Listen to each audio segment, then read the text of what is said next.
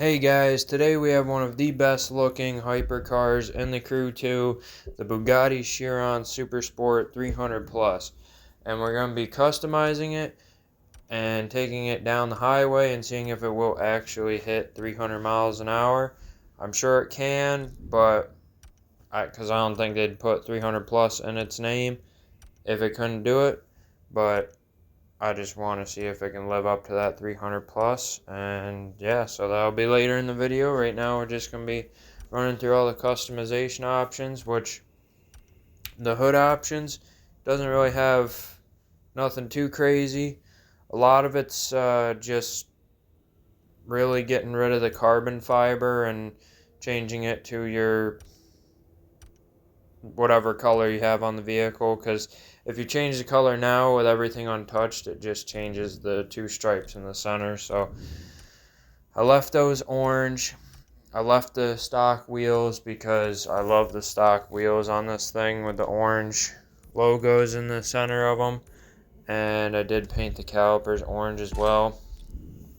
So I was a huge fan of the Bugatti Veyron Super Sport back when that was like a really, I don't know, I guess you could say it was a very iconic carbon fiber and orange car. I feel like a lot of people probably knew about that, but maybe I'm wrong. So that was a pretty nice car for its time. I was a big fan of that car when I was a kid. And yeah, so now this is like your modern day version of that. Probably has like, I don't know, that car probably had like 1200 horsepower, 1100 horsepower, somewhere around there. I'm not sure, I forgot, but this thing, factory, I think it comes with like 1600 horsepower. Yeah, 1600 horsepower. And I mean, once you fully upgrade it on here, I think it has like 1800 horsepower. It might even have a little bit more, I don't remember.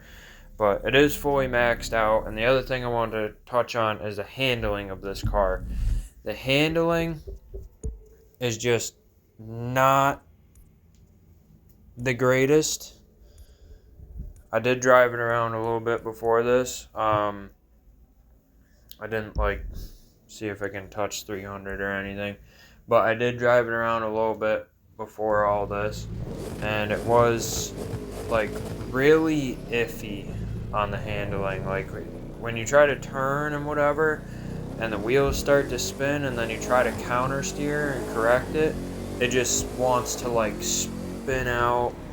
I mean, not spin out like a car would in Forza, but spin out like it just wants to bring the back end around and slide off the road, so it's just not that great. And before I get into the rest of that, we're probably just going to run down the highway here, because it looks like there's a pretty nice straight right here.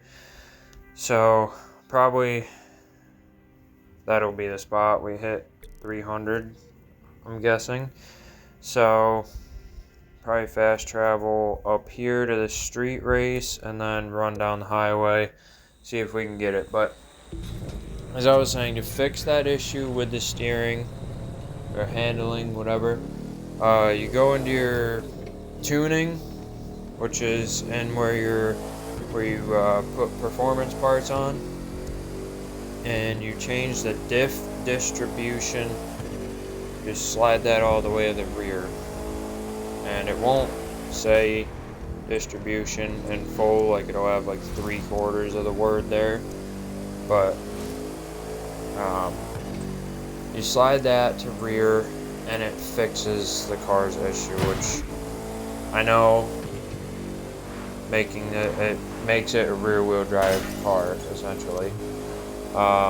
So to some that might seem like a bad idea because of how much power it makes, but I will tell you it's actually not a bad idea. It makes the car handle a lot better, and it still grips up like it's all-wheel drive, believe it or not. It's kind of weird, but you can redline launch at anything and it will still grip up easy. So here we are. This is the straight. She's almost at 300. I'm gonna run some nitrous, see what she can do. Yeah, buddy, 311 miles an hour. Holy crap, that is crazy.